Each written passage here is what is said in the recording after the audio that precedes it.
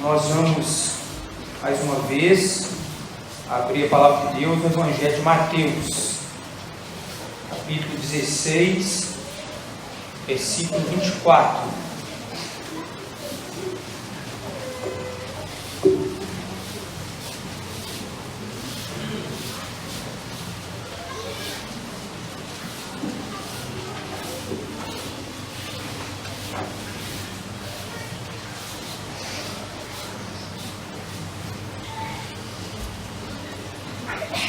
Então, disse Jesus a seus discípulos: se alguém quer vir após mim, a si mesmo se negue, tome a sua cruz e siga-me. Porquanto, quem quiser salvar a sua vida, perdê-la-á, e quem perder a vida por minha causa, achá-la-á. Pois que aproveitará o homem se ganhar o mundo inteiro e perder a sua alma? Ou que dará o homem em troca da sua alma? Lucas capítulo 9,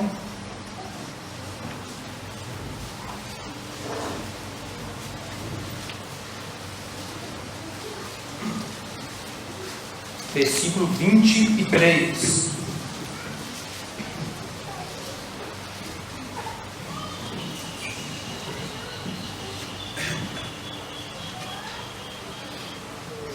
Dizia a todos: se alguém quer vir após mim, a si mesmo se negue, dia a dia tome a sua cruz e siga-me. Pois quem quiser salvar a sua vida, perdê-la-á. Quem perder a vida por minha causa, esse a salvará. Vamos orar mais uma vez. Nosso Pai, mais uma vez rogamos a Tua ajuda ao abrirmos a Tua palavra, ao abrirmos esse livro totalmente inspirado por Ti. Tua palavra viva e eficaz, esse alimento tão precioso. Rogamos que o Senhor nos ajude, nos conduza ao considerarmos, nos dê graça para nos alimentarmos dela e a praticarmos, mais uma vez, reconhecendo nossa total impotência, insuficiência e pequenez. Oramos em nome do Senhor Jesus. Amém. Amém. Vamos considerar um pouco mais acerca do discipulado, dos desafios do discípulo, daquele que verdadeiramente quer seguir o Senhor Jesus. Então, como temos pensado, esse é o grande alvo, propósito, a motivação que está no coração de um discípulo. Ele quer seguir o seu Senhor, ele quer agradá-lo, fazer a sua vontade, servi-lo, testemunhar dele, tornar o seu nome conhecido. E isso é que realmente dá sentido à sua vida, apesar de ter aqui os seus compromissos, as suas responsabilidades, mas realmente o que arde, o que pulsa no coração de um discípulo, a sua prioridade, ele está aqui para isso, para essa finalidade. É isso realmente que ocupa o primeiro lugar no seu coração, na sua vida, na sua afeição. É para isso realmente que ele vive.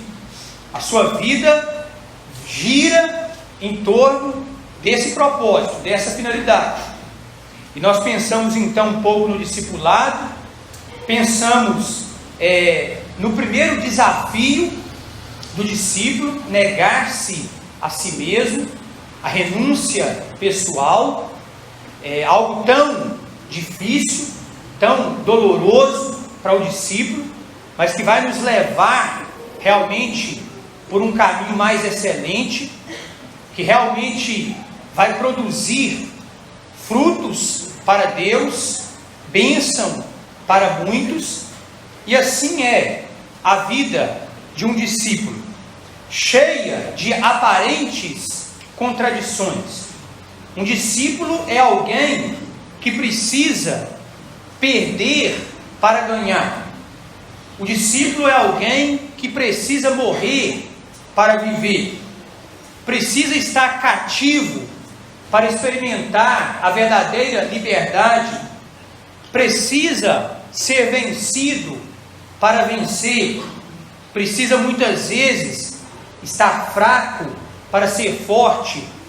Então, a vida de um discípulo, ela é permeada de muitas aparentes contradições, de muitos caminhos aparentemente ilógicos, muitos caminhos que os homens, na sua tendência, na sua maioria, não tomam, muitas direções que os homens não tomam, mas é necessário essas coisas na vida de um discípulo. Então, o primeiro desafio de um seguidor de Cristo, de um discípulo, é negar-se a si mesmo. Como nós pensamos, o Senhor Jesus, ele trata com o centro do problema, ele trata com a raiz, com a causa do problema. Ele não trata primeiramente com as consequências, ele não trata primeiramente com os efeitos, ele não trata com o leito do rio, mas ele vai na nascente dele.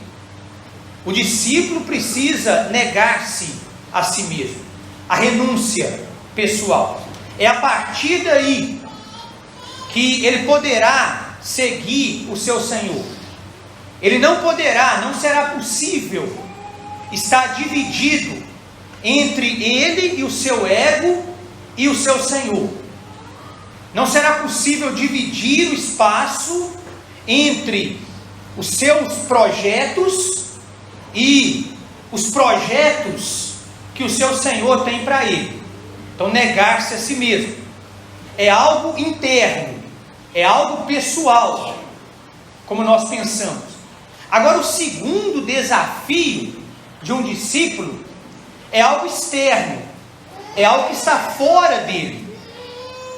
Quando o Senhor diz, tome a sua cruz. Então, esse desafio, como Lucas diz, e apenas ele, dia após dia, tome a sua cruz. Ou seja, não são atos isolados, ocasiões esporádicas, mas é um viver diário, é uma experiência diária. Não é uma experiência apenas uma vez por semana, uma vez ao mês, mas é diário. Por isso que nós falamos que o discipulado não é algo meramente teórico, não é algo que está apenas na esfera do nosso intelecto. O discipulado é algo prático. Então o Senhor diz, dia após dia, tome a sua cruz. E quem está ouvindo, uma das pessoas que está ouvindo isso é Pedro, que havia dito, cruz, Senhor, isso de modo algum te acontecerá. Cruz, nem pensar. Tem compaixão de ti. Evita a cruz. E aí o Senhor, na contramão de Pedro, ele diz assim, se alguém quer vir após mim, quer me seguir, tome a sua cruz. Sim, sim, Pedro, cruz, é necessário a cruz. Tome a sua cruz, dia após dia. E a cruz, irmãos, a cruz é o resultado, são as consequências externas, que lógico, claro, vão nos impactar internamente, nosso coração, a nossa mente, os nossos sentimentos, a nossa estrutura, mas a cruz são consequências, são resultados, são manifestações externas resultantes do nosso negar-se a si mesmo e resultantes da nossa identificação com esse Senhor, que foi também crucificado. Vamos pensar mais nisso na prática. O que é realmente a cruz, né, para o discípulo. Então o Senhor está dizendo, é necessário a cruz. É necessário para mim, é necessário para vocês. Tome a sua cruz, dia após dia. A cruz do nosso Senhor, só Ele pôde tomá-la. Só Ele pôde tomá-la. A sua cruz é única. A sua cruz é singular. Só Ele estava apto realmente a tomá-la. E Ele a tomou. Mas o discípulo precisa, dia após dia, tomar a sua cruz. Agora, na prática, o que é essa cruz da qual, dia após dia, nós precisamos tomar para seguirmos o nosso Salvador? Embora a cruz do nosso Senhor foi única, mas nós podemos pensar por que Ele foi à cruz. A cruz implicou em que, para o Senhor Jesus, a cruz resultou em que, para o nosso Salvador? Ao tomar a cruz, o que Ele experimentou? Então nós lemos em Hebreus capítulo 12, versículo 2, olhando firmemente para o autor e consumador da fé, Jesus, o qual em troca da alegria que lhe estava proposta, suportou a cruz. E o escritor agora diz, não fazendo caso, não levando em conta a ignomínia, a vergonha, a humilhação, o desprezo. Então a cruz resultou para o nosso Senhor em ignomínia, vergonha, desprezo, humilhação, opróbrio. E nós sabemos bem disso. Como foi dolorosa a cruz para o nosso Senhor. Quanta zombaria, a zombaria tão cruel, a cruz sangrenta, o amargo fel. Quanto desprezo o nosso Senhor enfrentou antes da cruz, na cruz. Então a cruz teve toda essa implicação para Ele. Lemos também em Filipenses capítulo 2, quando nós lemos ali de como Ele a si mesmo se esvaziou, a si mesmo se humilhou, como Ele se fez servo, se tornou um verdadeiro homem, andou aqui entre nós. E a palavra de Deus vai dizer então, sendo obediente até a morte, e morte de cruz. A cruz foi o ápice, a cruz foi o ponto mais alto de uma vida inteira dedicada à obediência ao Pai. Uma vida inteira em obediência plena, perfeita ao Pai. O levou até a cruz. Então o que é a cruz para o discípulo? Ele mesmo disse, não é o servo maior que o seu Senhor. O que é a cruz na prática para nós?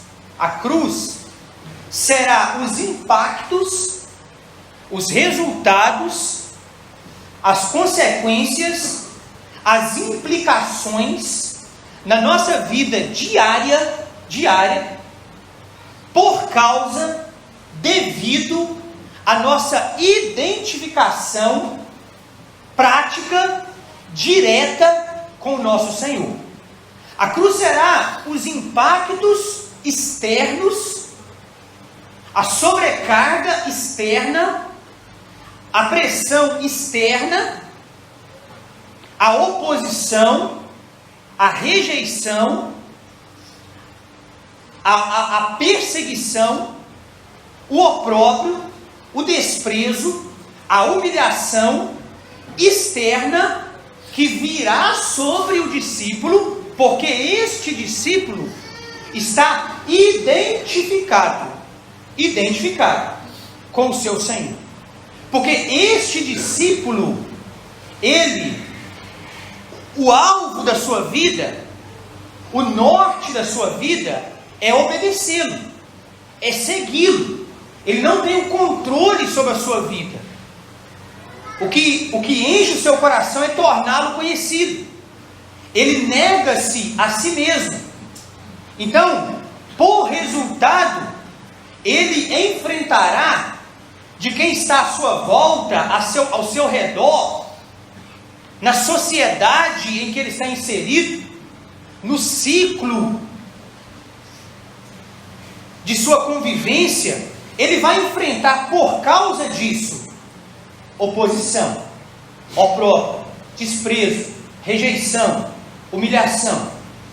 Agora, é curioso que essas coisas são exatamente as que nós procuramos evitar. Nós procuramos evitar.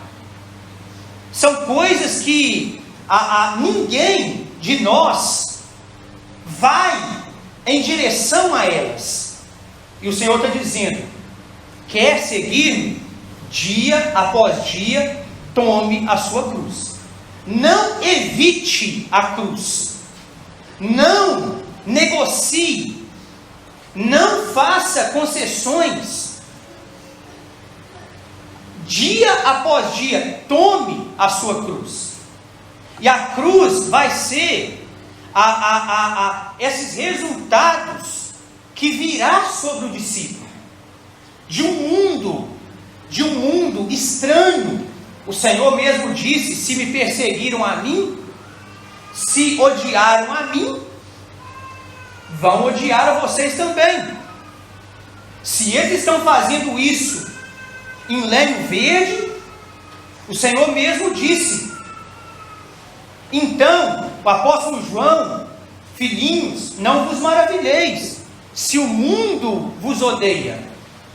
Então, esse discípulo que determinou, que assentou isso no seu coração, o que eu quero para a minha vida, o que faz sentido para mim, o que realmente vai nortear a minha vida, as minhas decisões, o meu andar aqui, é seguir o meu Senhor, é o reino dele, é a vontade dele. O meu lar é celestial. Eu estou aqui, mas eu sou embaixador dele aqui.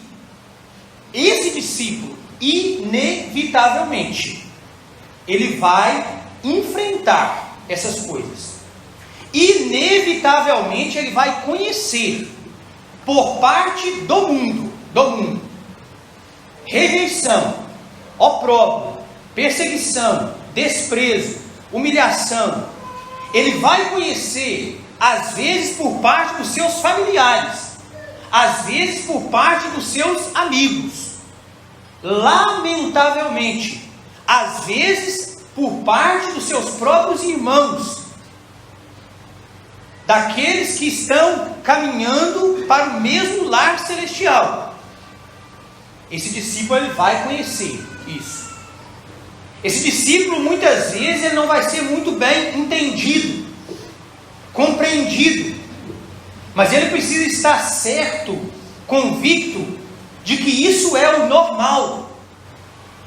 Infelizmente, lamentavelmente, nós consideramos como anormal quando o mundo nos persegue, quando o mundo se opõe a nós, quando o mundo despreza, rejeita, difama, e nós ficamos assustados, porque parece que isso é anormal. Nós pensamos assim: olha, mas o que eu fiz de errado?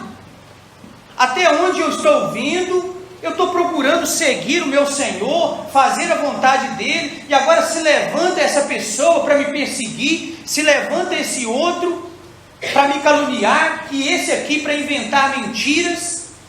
O que eu estou fazendo de errado? Porque nós não estamos acostumados à cruz.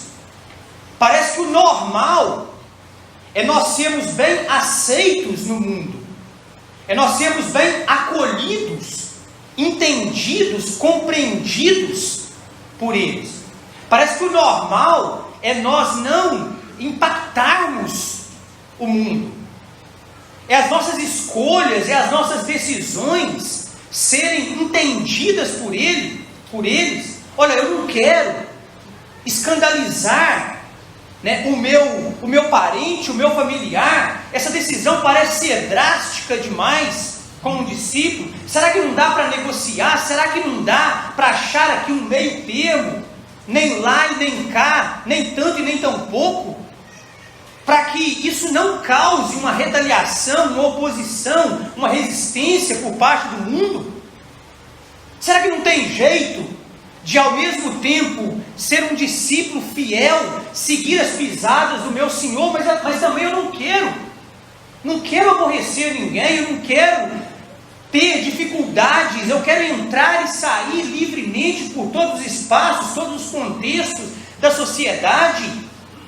Será que é possível pregar o Evangelho, testemunhar fielmente do Evangelho, mas eu não quero incomodar as pessoas da cidade? Eu não quero. Então, parece que é anormal nós sofrermos alguma coisa pelo nome, pela causa do Senhor Jesus Cristo. Não estamos falando aqui de procurarmos dificuldades, problemas, constrangimentos, movidos por interesses pessoais, secundários, egoístas, ou dificuldades que enfrentamos por escolhas, por decisões erradas que nós tomamos na nossa vida, ou por coisas que nós julgamos que aquilo é a vontade de Deus, mas estamos equivocados. Mas estamos falando aqui de coisas assim que sobrevêm a nós por tomarmos dia a dia a cruz, por andarmos na contramão desse mundo, por dizermos em alto e bom som: eu estou identificado com o Cristo crucificado, eu sou um seguidor dele. Em relação àqueles discípulos dos primeiros dias, foi dito deles: estes que têm transtornado o mundo chegaram também aqui. Eles têm transtornado o mundo e chegaram aqui também. Puderam ser dito deles: olha, com a vossa doutrina, vocês estão perturbando Jerusalém inteira. Vocês são os perturbadores. E pode ser dito deles: olha, vocês estão proibidos de falarem desse nome. E eles foram presos, eles foram lançados ao cárcere, porque eles não evitaram a cruz, eles não evitaram a identificação direta com o Senhor crucificado e agora ressurreto. Então a cruz, meus amados irmãos, podemos dizer, a cruz são os impactos na nossa vida, resultantes da nossa fidelidade a Ele, resultantes dessa determinação de termos assentado no nosso coração esse propósito de segui-lo, de agradá-lo. A cruz, podemos dizer que são as consequências. A cruz é o preço a pagar que nós temos por segui-lo, por representá-lo aqui, por testemunhar dele, por obedecê-lo. A cruz é o preço a pagar. E nós não podemos evitar a cruz. Nós não podemos cortar voltas da cruz.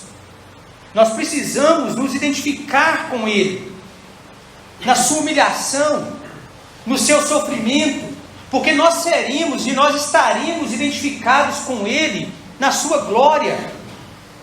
Então precisamos desse tempo presente, nesse pouco tempo que nos resta na carne, nos posicionar, nos identificar com Ele, não nos importando com a retaliação, com aquilo que virá sobre nós, confiando na graça dEle para nos dar amparo, para suportarmos isso e seguirmos adiante.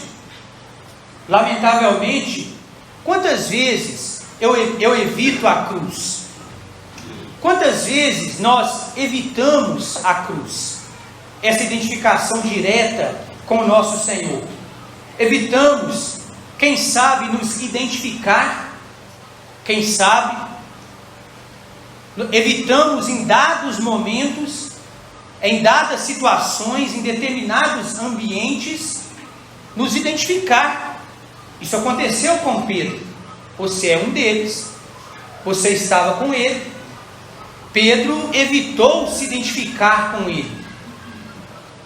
Mas nós não estamos aqui para julgar a Pedro, porque esse mesmo Pedro que negou 3 vezes, pregou no dia de Pentecostes e quase 3.000 almas foram salvas.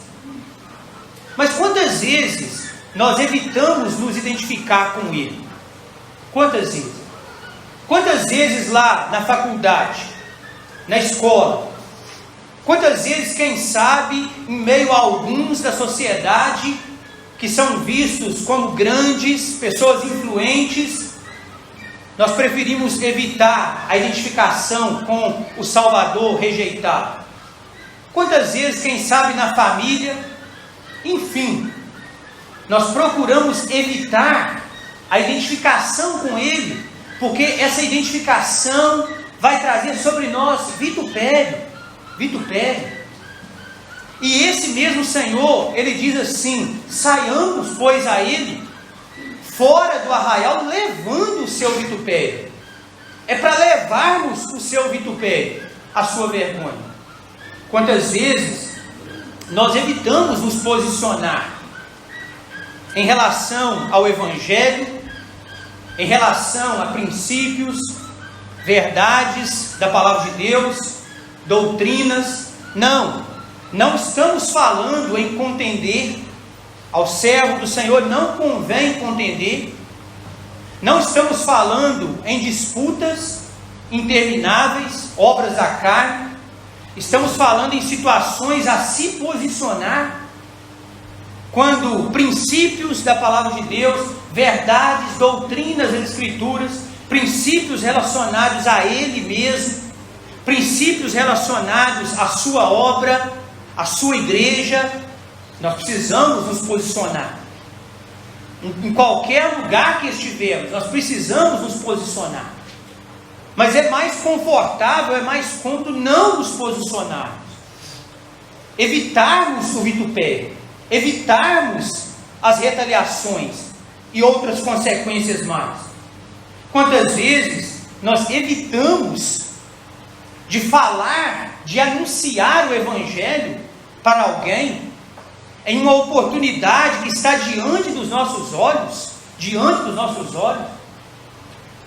para que aquela pessoa ouça o Evangelho, um amigo, um companheiro de trabalho, um familiar.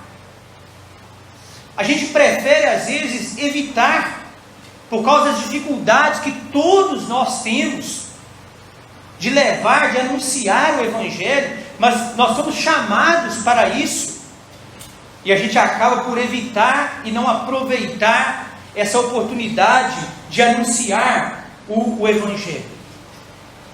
Isso é natural de todos nós. E por que nós, às vezes, evitamos nos identificar, nos posicionar, pregar, testemunhar?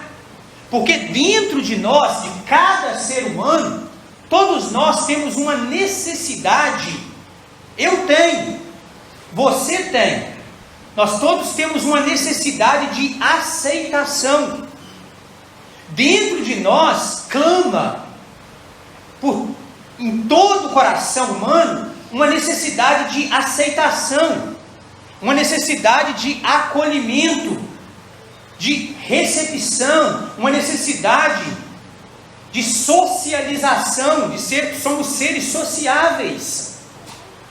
E às vezes eu prefiro evitar a cruz, porque isso vai em confronto direto com a necessidade humana que eu tenho de aceitação, de acolhimento, de recepção.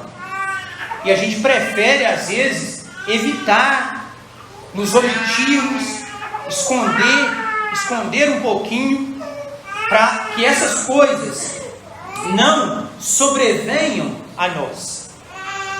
Lamentavelmente,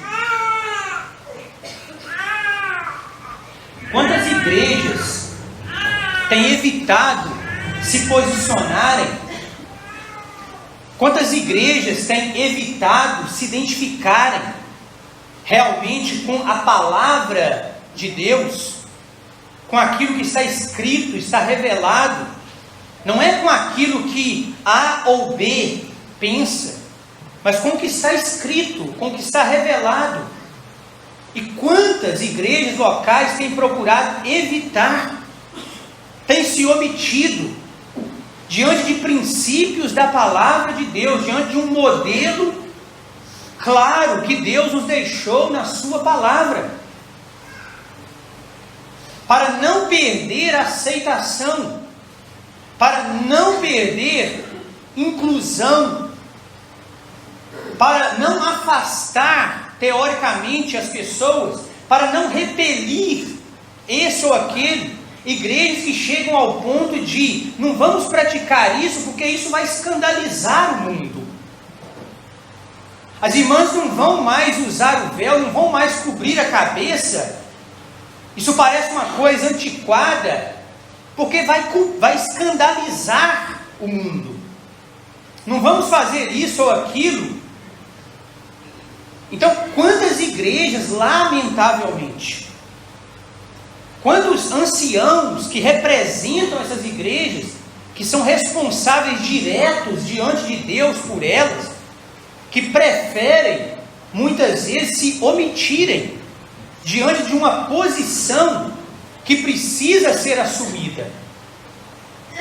Em fidelidade à palavra de Deus, tomando a cruz, e como essas coisas têm acontecido no meio do povo de Deus, têm acontecido conosco, como nós já dissemos, o escritor aos Hebreus diz: saiamos, pois, a ele. Saiamos, pois, a ele, fora do arraial. Então, meus irmãos, ele está fora do arraial. Ele não está no arraial. Saiamos, pois, a ele fora do arraial. E o que isso implica? Quais serão as consequências? Levando o seu vitupério, levando a sua afronta, o seu desprezo, a sua vergonha. Os apóstolos, lá no livro de Atos, capítulo 5, capítulo 4, foram impedidos de pregarem o Evangelho, ou pelo menos tentaram impedi-los de pregar o Evangelho, foram presos por causa do Evangelho, foram açoitados por causa do Evangelho, e uma vez soltos, a palavra de Deus diz que, Atos 5 e 42, que eles se regozijavam, eles se alegravam, por terem sido considerados dignos de sofrer afrontas por causa do nome de Cristo. Dignos, alegres, exultantes, por terem sido considerados dignos de sofrerem afrontas por esse nome, de se identificarem com esse nome.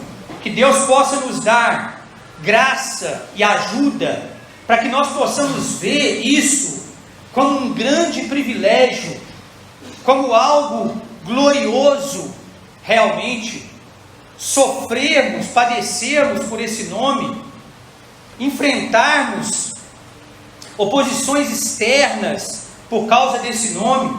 O apóstolo Pedro, ele disse na sua primeira carta, no capítulo 4 e versículo 13, ele disse assim: pelo contrário, alegrai-vos na mesma medida em que sois co-participantes dos sofrimentos de Cristo, para que também na revelação da sua glória vos alegreis exultando.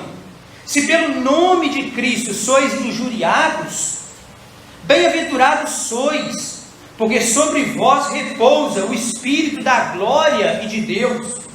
Não sofra, porém, nenhum de vós como assassino, ou ladrão, ou malfeitor, ou como quem se intromete em negócios alheios, mas se sofrer como cristão, não se envergonhe disso, antes glorifique a Deus com esse nome.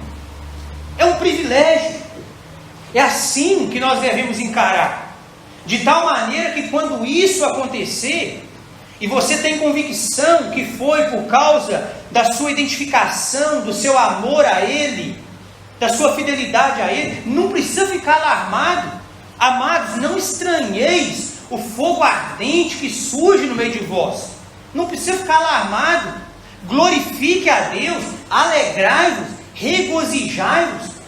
O Senhor Jesus, Ele disse lá em Mateus capítulo 5, nas bem-aventuranças, porque é grande o vosso galardão nos céus. Então que Deus possa nos ajudar a termos esse sentimento. E meus irmãos, quanto mais nós nos identificarmos com esse Senhor rejeitado, Jesus é rejeitado, o mundo não o quer, recusa com orgulho o seu rei reconhecer. Quanto mais nós nos identificarmos com esse Senhor rejeitado, mais nós enfrentaremos rejeição também. Quanto mais nós nos posicionarmos ao lado dele, no meio desse mundo hostil, cruel, ele diz: eis que vos envio como ovelhas no meio de lobos. Quanto mais nós sofreremos essas coisas também por parte desse mundo, mas isso é glorioso, ele está dizendo. Isso é um privilégio, isso é um motivo de gozo, de alegria no nosso coração. Isso deve nos fazer exultar, como que dizendo: olha, então eu estou no caminho certo. Se o mundo vem sobre nós por decorrência de procurarmos ser fiéis a Ele, então estamos no caminho certo. Então que Deus nos ajude a não negociarmos, não abrirmos concessão no que diz respeito ao que interessa a Ele, a vontade dele, os interesses, o reino dele. E quanto mais, por outro lado, nós nos ocuparmos com o que é terreno, quanto mais nós nos ocuparmos com aquilo que é daqui, menos identificados a Ele nós estaremos, mais aceitos nós seremos nesse mundo, mais entradas nós teremos aqui, mais sorrisos nós encontraremos, mas perderemos o privilégio sublime, único, que nós temos em uma única vida que temos, de termos nos identificado com Ele, de termos nos posicionado ao lado dele. Então, talvez, meus queridos irmãos, talvez eu não sofra, talvez eu não tenha padecido, talvez eu não enfrente tanta oposição, rejeição por parte do mundo, porque talvez eu possa estar muito ocupado com as coisas aqui embaixo. Talvez eu possa estar muito ocupado com as coisas que eles também estão ocupados, com coisas que eles têm tanto capacidade quanto nós de realizarmos, que eles possuem tanta aptidão para fazer quanto nós fazemos. Naquele mesmo texto, na sequência em Lucas capítulo 9, um homem disse, o Senhor Jesus disse para um homem: segue-me, vem, segue-me. E aquele homem disse assim: olha, deixa-me primeiro e sepultar meu pai. E o Senhor Jesus disse assim: olha, deixa os mortos sepultar os seus mortos, quanto a ti, vem e segue. O discípulo, o alvo dele, o coração dele, é seguir o seu mestre, é seguir o seu Senhor. E o Senhor Jesus, ele não está sendo indiferente. O Senhor Jesus, ele não é insensível aos nossos relacionamentos familiares. Ele não está aconselhando ninguém a descuidar dos seus. Ele não está aconselhando ninguém a ser indiferente quanto aos seus. E ele não está dizendo que nós não podemos e devemos ter os vínculos nesse aspecto. Mas o que o Senhor está dizendo para aquele homem: olha, você está querendo fazer algo, você está se prontificando a fazer algo que outros podem fazer, mas você precisa fazer algo que só você pode fazer.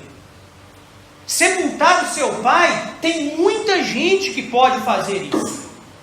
Essa ocupação, existe muitos homens e mulheres aptos, capacitados para isso. Mas existe para você uma ocupação, um serviço que só você poderá fazê-lo. E é isso que nós cantamos. E só tu, ó crente, o poderás fazer. O Senhor está dizendo para aquele homem: deixa os mortos espirituais, deixa os homens mortos nos seus pecados sepultarem os seus mortos. Quanto a ti, vem e segue. Meus irmãos, tememos que nós estamos nos dedicando ao extremo em fazer coisas que os mortos podem fazer, em aptidões, em habilidades, em funções, em tarefas, em ocupações, e nós estamos procurando nos preparar muito bem para essas funções, e uma vez terminado uma fase preparatória, nós logo pulamos para outra, e logo nós vamos para outra, e uma vez terminada a graduação, nós vamos para a pós, e uma vez após, nós vamos para o doutorado. E se eu vou estar certo ou não na sequência, na ordem, não vem ao caso, nós vamos para o bacharelado. Nós talvez estamos muito ocupados em fazer o que eles podem fazer tão bem ou melhor que nós, em funções, em atividades que são necessárias, meus irmãos, mas que são necessárias, que são necessidades, mas que muitas vezes na nossa vida nós não estamos tratando como necessidade. Nós estamos procurando nos aperfeiçoar cada vez mais, e isso vai exigir de nós tempo, isso vai exigir de nós esforço, isso vai exigir de nós gastos, investimentos, isso vai exigir de nós o exercício, o uso excessivo da nossa mente, do nosso intelecto. Isso vai fazer com que então nós não tenhamos tempo para segui-lo e para nos dedicar ao que é dele, ao seu reino. Isso vai fazer com que nós não tenhamos desejo de fazer isso, porque essas coisas vão encher o nosso coração, o nosso afeto. Isso vai fazer com que nós não consigamos abrir a Bíblia, porque estamos esgotados. Então tememos que nós estamos nos dedicando muito a fazer o que os mortos podem fazer, que nós estamos nos aplicando muito a fazer o que eles podem fazer, e eles não têm esperança além desse mundo. Para eles tudo é aqui, nasce e morre aqui. Mas nós temos algo além, e nós deveríamos trazê-los, procurar buscá-los, para que eles também pudessem conhecer esse algo mais. As pessoas estão gemendo, as pessoas estão clamando, as pessoas estão suplicando por socorro, as pessoas estão chorando, desejando um sentido de vida, desejando encontrar um norte para as suas vidas. As pessoas estão tirando as suas próprias vidas. Então nós deveríamos estar empenhados, sim, com a nossa ocupação aqui, com o nosso curso aqui, com a nossa profissão aqui, sim, sim. Mas tendo essas coisas como secundárias, tendo essas coisas como um trampolim, tendo essas coisas como algo que nós vamos até mesmo usar para um alvo, para um propósito maior. E nós deveríamos estar então dedicados, ocupados com essa obra de fazer o que só nós podemos fazer. Então, meus irmãos, há atividades, há tarefas, há funções, há papéis que só nós podemos ocupar e que só nós podemos fazer. E nós precisamos ocupá-los. Nós precisamos nos desligar um pouco mais dessa terra. Nós precisamos nos desligar um pouco mais desse mundo e deixar que eles façam, que eles conquistem, que eles trabalhem dia e noite, que eles prosperem, que eles adquiram grandes impérios aqui nesse mundo, que eles se tornem homens e mulheres ilustres, conhecidos, que eles tenham um nome aqui, e deixar tudo isso com eles. Mas quanto a ti, vem e segue-me, vem e segue-me. Deixar que eles invistam a sua vida, os seus bens, o seu tempo e tudo mais aqui, mas que nós investamos naquele lugar do qual nós somos, naquela pátria da qual nós pertencemos. Que Deus possa nos ajudar a nos desligar daqui. Meu querido e amado irmão, por que trabalhar mais e mais? Se o seu trabalho já tem sido suficiente, por que trabalhar mais e mais? Se ele já é suficiente, por que não usar o tempo que te sobra?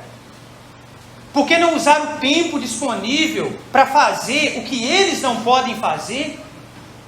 Por que estudar mais e mais? Se o que você já tem, se a sua formação já tem sido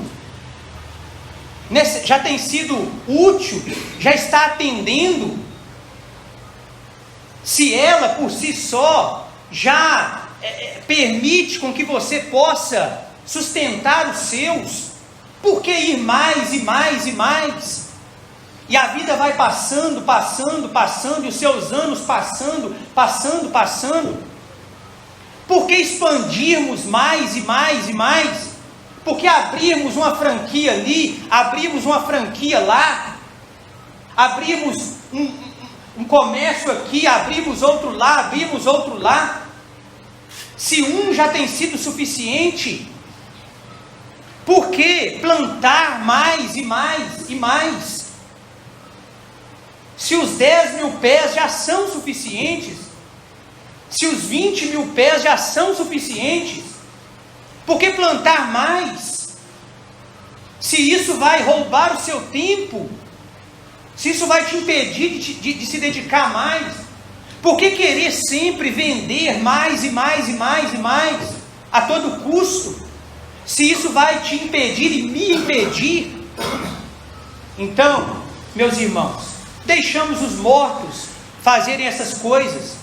Quanto a ti, vem e segue. O discípulo está olhando para cima. É esse o norte da sua vida.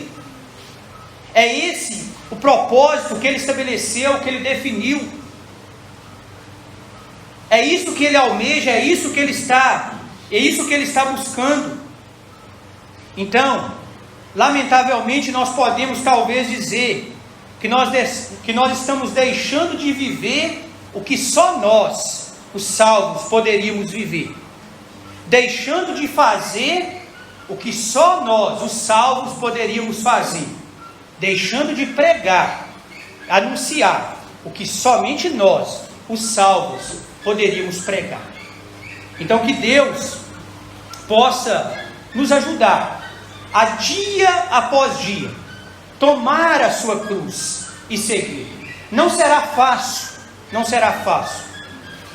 Muitas vezes será doloroso, muitas vezes haverá lágrimas pelo caminho, mas lembremos, é glorioso. E somente para finalizarmos, as palavras de um servo de Deus, que disse assim em certa ocasião: uma vida só. E ele disse: minha vida é tão breve e fugaz, um vapor que o vento desfaz. Eu preciso pensar no porvir, eu preciso no céu investir. Ele disse: viverei uma vez, não terei outra chance aqui. Viverei uma vez, quero dar essa vida para ti. Pouco tempo e tanto a fazer. Eis os campos, ó, quem vai colher? Minha vida, Senhor, te darei, e o pouco que posso farei. Uma vida é pouco, eu sei. E será que para trás olharei? Quando fraco, porém, lembrarei. Minha vida inteira te dei. Que Deus nos ajude. Amém. Amém.